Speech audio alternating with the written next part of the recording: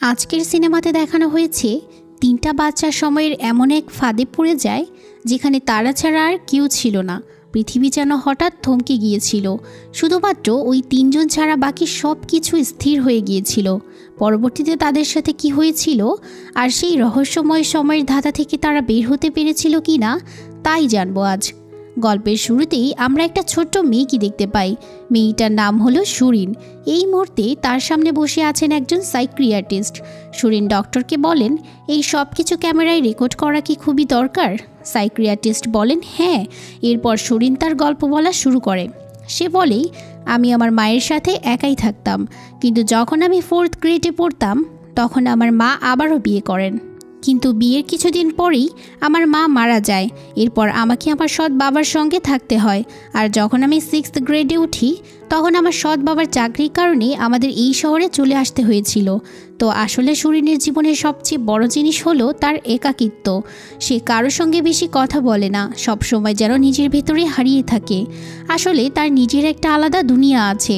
সে ভূত, প্রেত, ভিন্ন জগৎ, টাইম ট্রাভেল এইসব ব্যাপারে বিশ্বাস করে আর সারাক্ষণ ইন্টারনেটে এইসব নিয়েই পড়ে থাকে।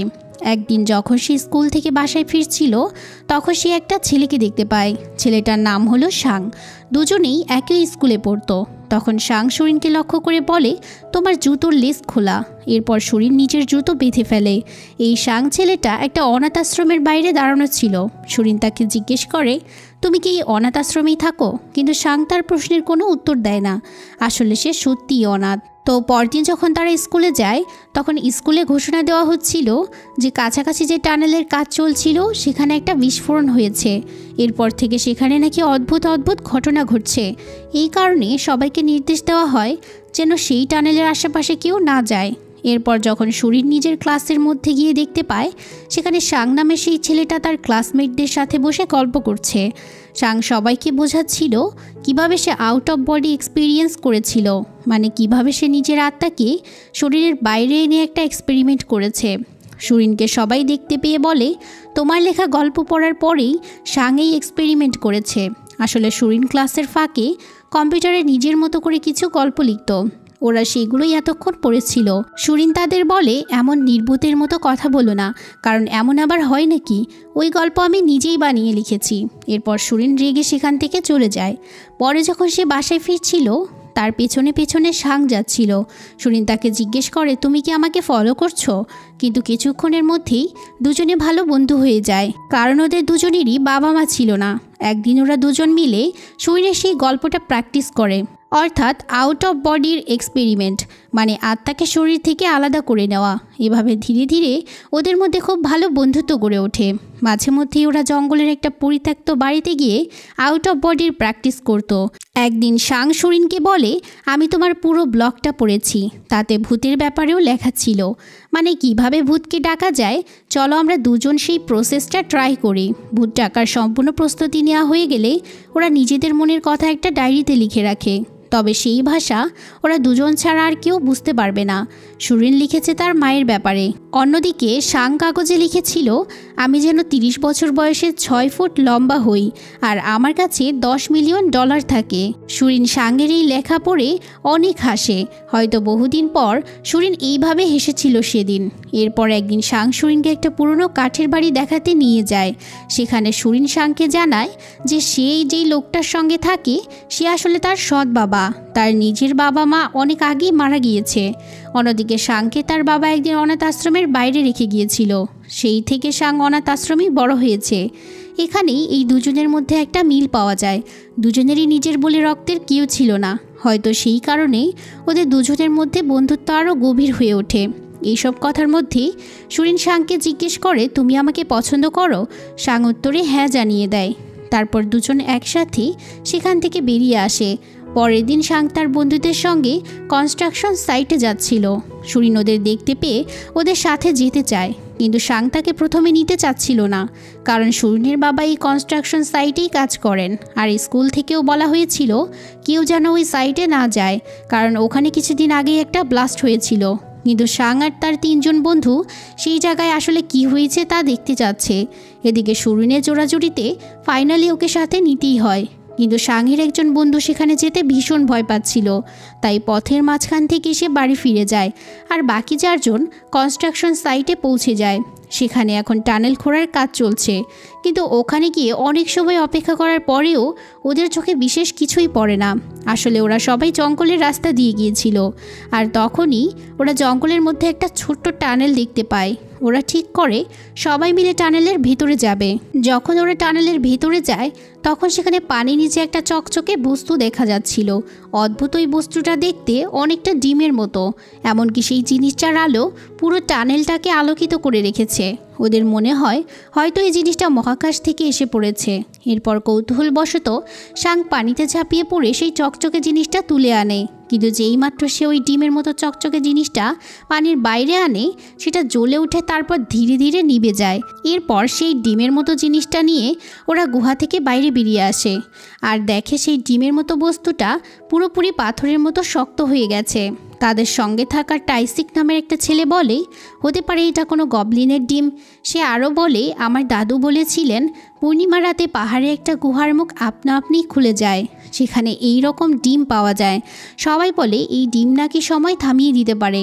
তখন তার বন্ধুরা বলে তোমার দাদু হয়তো পাগল ছিল, তাই ওরা কিউ আর টাইসিকের কথাই বিশ্বাস করে না। কিন্তু সুরিনের কেন যেন এই কথাগুলো বিশ্বাস হচ্ছিল। এদিকে এসব নিয়ে বন্ধুদের মধ্যে তর্কের মধ্যে সুরিন লক্ষ্য করে তার হেয়ার পিনটা মিসিং। এই হেয়ার পিনটা ছিল তার মায়ের একটা শেষ স্মৃতি। সুরিনের মনে পড়ে হেয়ার পিনটা সে গুহার মধ্যেই ফেলে এসেছে। এই জন্য সে সাথে সাথে একাই গুহার ভেতরে ঢুকে গিয়েছিল। সেখানে সে হেয়ার পিনটা তো পেয়ে যায়, কিন্তু ঠিক তখনই কাছেই যে নির্মাণ সাইটটা চলছিল সেখানে টানেল বানানোর জন্য একটা ব্লাস্ট করা হয়, ফলে গুহাটাও পুরোপুরি কেঁপে ওঠে। ঠিক তখনই সুরিন সুরঙ্গের পানিতে তাকিয়ে দেখে। সে অবাক হয়ে দেখতে পায় তারা যে ডিমটা পানি থেকে তুলে এনেছিল ঠিক একই রকম আরেকটি ডিম পানিতে ঝলমল করছে। এটা দেখে সে ভয় পেয়ে দ্রুত গুহা থেকে বাইরে বেরিয়ে আসে। বাইরে এসে সে দেখে তার কোনো বন্ধুরাই সেখানে নেই, আর যে ডিম তারা পানি থেকে তুলে এনেছিল ওটা সামনেই ভেঙে পড়ে আছে। সুরিন সারাটা দিন তার বন্ধুদের খুঁজেছিল, কিন্তু সে কাউকে খুঁজেই পায়নি। অন্যদিকে অনেক রাত হয়ে যাওয়ায় কনস্ট্রাকশন সাইটে সুরিনের বন্ধুদের বাবা মা আসে। তারা সুরিনের বাবাকে জিজ্ঞেস করে প্লিজ আপনারা কাজ বন্ধ করুন, আমাদের বাচ্চারা আজ এখানে এসেছিল কিন্তু কেউ আর বাড়ি পৌঁছায়নি। তারা আরও জানায় আমাদের বাচ্চাদের সাথে তোমার মেয়েটিও ছিল। এরপর সবাই জঙ্গলে তাদের বাচ্চাদের খোঁজ শুরু করে দেয়। পরের দিন সকালবেলায় সুরিনকে মাটিতে পড়ে থাকতে দেখা যায়। সাথে সাথে তাকে হাসপাতালে নিয়ে যাওয়া হয়। এরপর সবাই তাকে জিজ্ঞেস করছিল জঙ্গলে সেদিন কি হয়েছিল আর বাকিরা কোথায় গিয়েছে। যা যা ঘটেছিল সুরিন তার সব কিছু খুলে বলে, কিন্তু কেউ তার কথা বিশ্বাস করছিল না। এরপর সুরিনকে বলা হয় যে তাকে গুহার কাছে নিয়ে যাও। সুরিন যখন সবাইকে গুহার কাছে নিয়ে যাওয়ার জন্য জঙ্গলে নিয়ে যায় তখন তারা পথ ভুলে গিয়েছিল। সবাই মনে করে সুরিন হয়তো মিথ্যা কথা বলছে। ঠিক তখন পুলিশের কাছে একটা কল আসে যে সুরিনের এক বন্ধুর মৃতদেহ জঙ্গলে পাওয়া গিয়েছে। এদিকে সুরিন কিছুতেই বুঝতে পারছে না কয়েক মিনিটের মধ্যে তার বন্ধুরা কোথায় গায়েব হয়ে গিয়েছে। অন্যদিকে সেই বাচ্চাটির মৃত্যুর কারণ বলা হয়েছিল অ্যাজমার অ্যাটাক। এদিকে সাংকে হারিয়ে সুরিন অনেক একা হয়ে পড়েছে। একদিন সে বাড়িতে একাই ছিল, হঠাৎ তার মনে হতে থাকে তার চারপাশে কেউ একজন রয়েছে। বাইরে বের হতেই দেখা যায় জঙ্গলের মধ্যে একজন মানুষ তাদের বাড়ির দিকে তাকিয়ে আছে। যখন সে জঙ্গলের দিকে যায় তখন একজন মুখোশ পরা মানুষ তার দিকে এগিয়ে আসে। এই কারণে সুরিন ভীষণ ভয় পেয়ে যায়। ছেলেটি তার মুখোশ খুলে সুরিনকে বলে আমি সাং, তুমি আমাকে চিনোনি। এই কথায় সুরিন তো আরও ভয় পেয়ে চিৎকার শুরু করে দেয়, যদিও সাং থেকে চুপ করানোর চেষ্টা করে। এদিকে সুরিন সেখান থেকে পালিয়ে রাস্তার কাছে পৌঁছে যায় যেখানে তার বাবা গাড়ি নিয়ে দাঁড়িয়েছিল। সুরিনের বাবাকে দেখতে পেয়ে মুখোশ পরা মানুষটি সেখান থেকে চলে যায়। এরপর সেখানে পুলিশ আসে, যার কাছে ওই 3 হারিয়ে যাওয়া বাচ্চাদের কিছু কাগজপত্র ছিল। তারা সুরিনের বাড়িতে আসে। সুরিন তাদের জানায় একজন মুখোশ পরা মানুষ তার কাছে এসেছিল। তাছাড়া সে বলেছিল আমি সাং। এটা শুনে সবাই ভীষণ অবাক হয়ে যায়। সাথে সাথে পুলিশ জঙ্গলের সেই স্থানে খোঁজ করে যেখানে সুরিন মাস্ক পরা মানুষটিকে দেখেছিল। তবে পুলিশ সেখানে একটা নোটবুক খুঁজে পায়। সুরিন সেই নোটবুকটা দেখেই বুঝতে পারে এটা সাংয়ের, কারণ এই ভাষা একমাত্র সে আর সাংই পড়তে পারে। তাই সুরিন পুলিশদের বলে এটা আমার নোটবুক। তারপর নোটবুক নিয়ে সে বাড়ি ফিরে আসে। নোটবুকটা পড়ে সুরিনের মাথা যেন কাজ করা বন্ধ করে দিয়েছে। আসলে সেখানে এই গল্পের পরবর্তী অংশ লেখা ছিল। যখন সুরিন তার হেয়ার ক্লিপটা নেওয়ার জন্য গুহার ভিতরে ভিতরেই ঢুকেছিল তখন তো বাকি 3 জন গুহার বাইরেই ছিল। ওরা পানির মধ্যে থেকে উদ্ধার করা সেই ডিমটা ভেঙে ফেলেছিল। ঠিক তখনই সময়ের হঠাৎ কিছু পরিবর্তন ঘটে। কিছু একটা এক ঝলকে চারদিকে ছড়িয়ে পড়েছিল। সাং যখন গুহার ভিতরেও আসে তখন সে দেখেছিল সুরিন সেখানে স্থির হয়ে দাঁড়িয়ে আছে। সে জীবিত কিন্তু শ্বাস নিচ্ছিল না। এরপর ওই 3 বাচ্চা শহরে আসে। তারা দেখে পুরো শহরও স্থির অবস্থায় আছে। ওদের মনে হতে থাকে ওই ডিমটা ভাঙার কারণেই পুরো শহর থেমে গিয়েছিল। এমনকি সেখানে উড়ে বেড়ানো পাখিরাও স্থির হয়ে দাঁড়িয়ে আছে। প্রথমে এসব দেখে ওদের খুব ভালো লাগছিল, কারণ তারা নিজেদের ইচ্ছে মতো যেখানে খুশি যেতে পারছে, যা ইচ্ছে খেতে পারছিল। কিন্তু সময়ের সঙ্গে সঙ্গে এই সব কিছু তাদের কাছে একেবারেই ভালো লাগছিল না।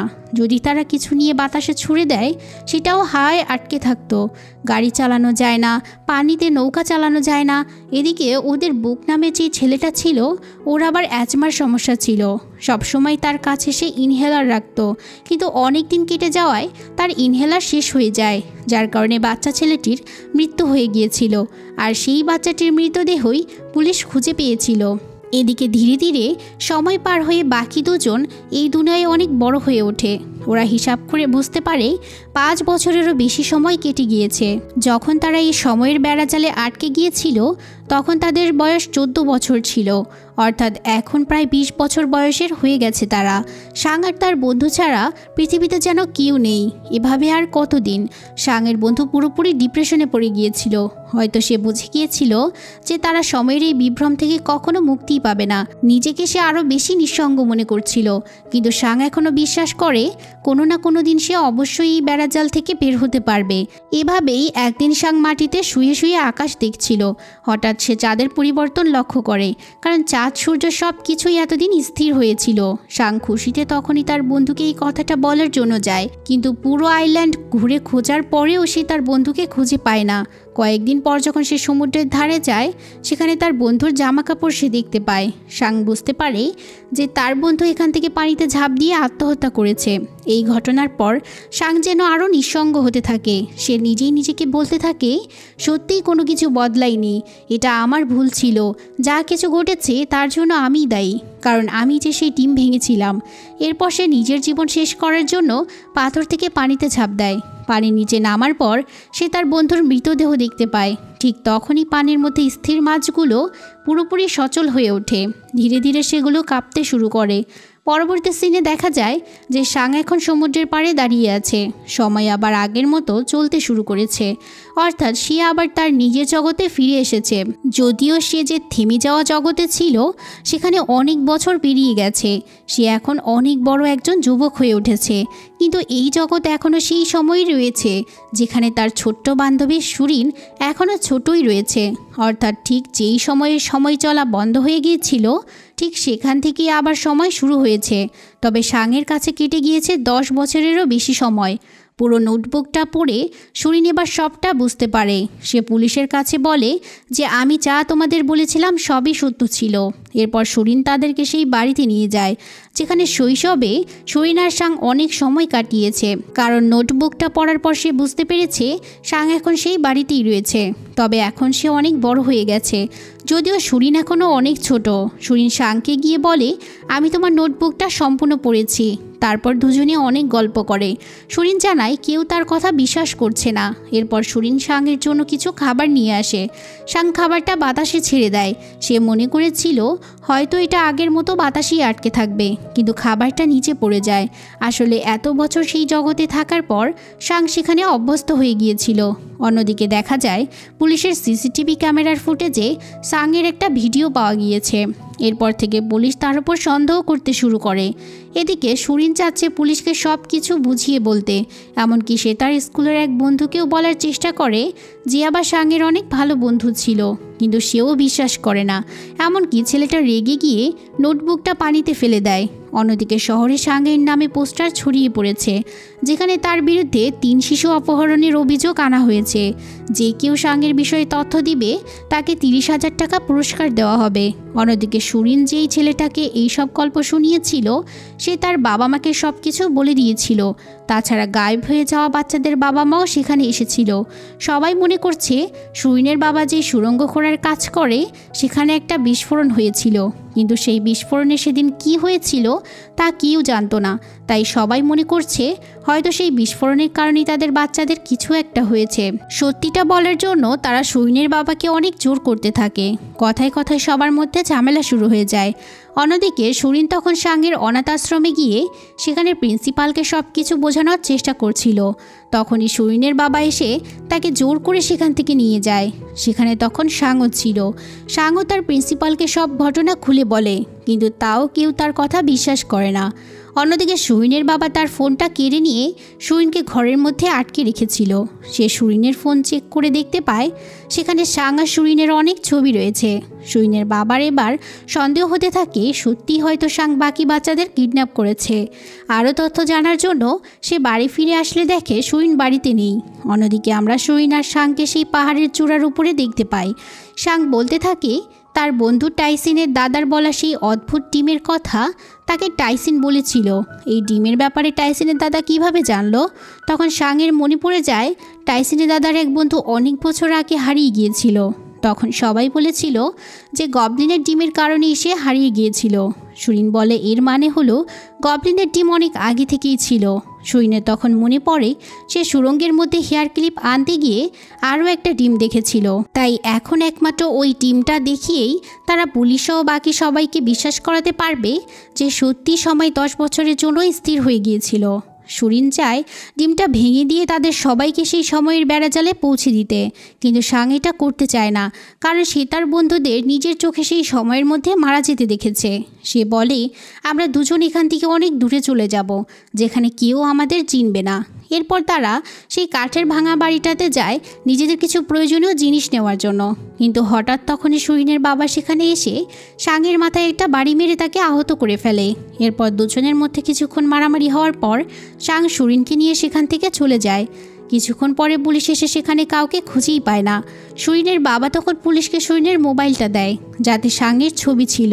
এদিকে সুরিন আর সাং শহর থেকে বের হওয়ার চেষ্টা করছিল, কিন্তু আইডি কার্ড না থাকার কারণে তাদের টিকিট হয় না। সেখানে তারা টিভিতে দেখতে পায় সুরিন আর সাংয়ের ছবি দেখানো হচ্ছে, অর্থাৎ পুরো শহর এখন তাদেরকে খুঁজছে। তাই দ্রুত সুরিন আর সাং সেখান থেকে পালিয়ে যায়। পুলিশ তাদের পেছনে পড়ে গিয়েছিল, ফলে পুলিশের হাতে সুরিন ধরা পড়ে যায়, কিন্তু সাং কোনোভাবে পালিয়ে যায়। এরপর পুলিশ সুরিনের থেকে তদন্ত শুরু করে। পুলিশ মনে করে পরিত্যক্ত কাঠের বাড়িতে সাংরূপী ছেলেটি সুরিনকে বুঝিয়েছে, সেই হলো সাং, আর মিথ্যা গল্প বানিয়ে সে সাং সহ তার বাকি বন্ধুদের কিডন্যাপ করেছে। কিন্তু সুরিন সেখানে তাদের আর কিছুই বলতে পারে না, কারণ সত্যি গল্প সে ইতিমধ্যেই তাদেরকে শুনিয়ে দিয়েছিল। সেদিন রাতেই সে পুলিশ স্টেশন থেকে পালিয়ে যায়। তারপর সে আবারও সেই সুরঙ্গের মধ্যে ঢুকে যায়। ঠিক সেদিনের মতোই পানির মধ্যে ডিমটা চারপাশে আলো ছড়িয়ে দিয়েছে। সুরিন পানির ভিতরে গিয়ে উজ্জ্বল ডিমটা গুহা থেকে বের করে আনে, আর যখন সে সুরঙ্গের বাইরে আসে তখন সেখানে সাংকে দেখা যায়। এদিকে সুরিনের হাত থেকে ডিমটা গড়িয়ে নিচে পড়ে যায়। সাং ডিমটা তুলে নেয় আর বলে এসব করার দরকার নেই, আমি পুলিশকে বলে দেব যে যেসব বাচ্চারা হারিয়ে গিয়েছিল আমি তাদের অপহরণ করেছিলাম, তারপর তাদেরকে মেরে ফেলেছি। সুরিন বলে যখন পুলিশ তোমাকে জিজ্ঞেস করবে তুমি কে, তখন তুমি কি বলবে? সে বলে আমাকে এসব করতে দাও, তোমার এই ব্যাপারে জড়ানোর দরকার নেই। আমি প্রতিশ্রুতি দিচ্ছি আমি অবশ্যই ফিরে আসব, আর যখন আমি ফিরব তখন আমরা দুজন একসাথে একই সময়ে থাকব। তারপর সাং ডিমটা নিয়ে পাহাড়ের একদম উপরের দিকে চলে যায়, যেখান থেকে নিচে সমুদ্র দেখা যাচ্ছিল। তখনই সেখানে পুলিশ এসে পড়ে। পুলিশ বলে সুরিনকে ছেড়ে দাও, না হলে আমরা তোমাকে গুলি চালাবো। কিন্তু সুরিন নিজের সামনে এসে দাঁড়ায় এবং বলে একবার ওর কথা শুনুন, ওর সাথে যা হয়েছে তা শুনুন। কিন্তু পুলিশ তার কথা শুনতেই চায় না। আর তখনই একজন পুলিশ পেছন থেকে এসে সাংকে ধরে ফেলে। সুরিন যখন তাকে ছাড়ানোর চেষ্টা করে তখন সে পাহাড় থেকে নিচে পড়ে যেতে থাকে, কিন্তু সেই পুলিশ অফিসার তার হাত ধরে ফেলেছিল। সুরিন এখন পাহাড় থেকে ঝুলে আছে, আর সাং তাকে বাঁচানোর জন্য পাশ থেকে তার হাত ধরার চেষ্টা করছিল। কিন্তু তার আগেই যে পুলিশ অফিসার সুরিনকে ধরেছিল তার হাত ফসকে যায়, ফলে দুজনেই তখন সেই উঁচু পাহাড় থেকে নিচে পড়ে যেতে শুরু করে। আর তখনই দেখানো হয় সময় আবার হঠাৎ করে থেমে গিয়েছে। সুরিন দেখতে পায় সে এমন এক জায়গায় আছে যেখানে চারপাশে সময় পুরোপুরি থেমে গেছে। তার পাশে সাংও আছে। তার পাশে সাংও ছিল, কিন্তু সেটা ছিল কেবল একটা স্বপ্ন। যখন সুরিনের চোখ খোলে তখন সে নিজেকে সমুদ্রের ধারে পড়ে থাকতে দেখে। তার পাশে সেই পুলিশ অফিসারটিও আছে যে তাকে বাঁচানোর জন্য তার হাত ধরেছিল এবং সুরিনের সাথে সেও পাহাড় থেকে নিচে পড়ে গিয়েছিল। আসলে সুরিনকে বাঁচাতে সাং আবার সেই ডিমটা ফাটিয়ে দিয়েছিল, যার ফলে সে আবার সময়ের জগতে আটকে যায়। আর মাটিতে পড়ার আগেই সাং তাদের দুজনকে সময়ের মধ্যেই আটকে দিয়ে বাঁচিয়ে দিয়েছিল। এইভাবে সুরিন আর সেই পুলিশ অফিসারের প্রাণ বেঁচে গিয়েছিল। এরপর পুলিশ অফিসার সুরিনকে বাড়িতে নিয়ে আসে এবং বলে, আমার এখনও বিশ্বাস হচ্ছে না যে আমাদের প্রাণ বেঁচে গিয়েছে। এখন আমি সত্যিই তোমার গল্পে বিশ্বাস করি, কিন্তু এতে কিছু বদলাবে না, কারণ কেউই এই গল্পে বিশ্বাস করবে না। আর সে আরও বলে, তোমার এখন এসব থেকে বেরিয়ে আসতে হবে। তুমি যদি বাঁচতে চাও তাহলে পুলিশ ও মিডিয়ার সামনে বলতে হবে যে সাং তোমাকে ভয় দেখিয়েছিল, বলেছিল যদি তুমি তার কথা না শোনো তবে সে তোমাদের বন্ধুদের মেরে ফেলবে। এরপর সিন আসে মুভির সেই প্রথম দিকে, যেখানে এখন সুরিন পুরো ঘটনাটা এক সাইকিয়াট্রিস্টকে ক্যামেরার সামনে বলছে। সাইকিয়াট্রিস্ট বলেন, আমি এই গল্পটা নিয়ে একটা বই লিখতে চাই, তোমার কোনো আপত্তি আছে? সুরিন বলে না।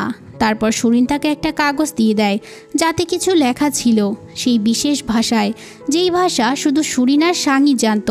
সাইকিয়াট্রিস্ট জিজ্ঞেস করে, এতে কি লেখা আছে? সুরিন উত্তর দেয়, এটা একটা গোপন কথা। এরপর সেই বইটা প্রকাশ হয়। বইয়ের নাম রাখা হয় ভ্যানিশিং টাইম। তারপর সুরিন সেই জায়গা ছেড়ে অন্য জায়গায় পড়তে চলে যায়। তার বাবা তাকে গাড়িতে করে নিয়ে যাচ্ছিলেন, আর তখনই রাস্তার ধারে সুরিন দেখতে পায় একজন ছেলেকে, একেবারে সাংয়ের মতো দেখতে। সে দৌড়ে ছেলেটির দিকে যায়, কিন্তু গিয়ে দেখে সেখানে কেউ নেই। এরপর সুরিন নিজের জীবন থেকে এই জায়গাটাকে একেবারে বিদায় জানিয়ে দেয়। অন্যদিকে সেই ভ্যানিশিং টাইম বইয়ের প্রথম পাতায় সুরিনের দেওয়া সেই মেসেজটা সাইকিয়াট্রিস্ট লিখে দিয়েছিল। বইটা পড়তে পড়তে সুরিন বুঝতে পারে সাং তার আশেপাশেই আছে। ছাদে গিয়ে সে দেখতে পায় সত্যিই সাং সেখানে দাঁড়িয়েছিল, অর্থাৎ সাং আবার ফিরে এসেছে এই দুনিয়ায়। যদিও তার বয়স আগের থেকে অনেক বেশি, কিন্তু তারা দুজন আবার একসাথে হয়েছে।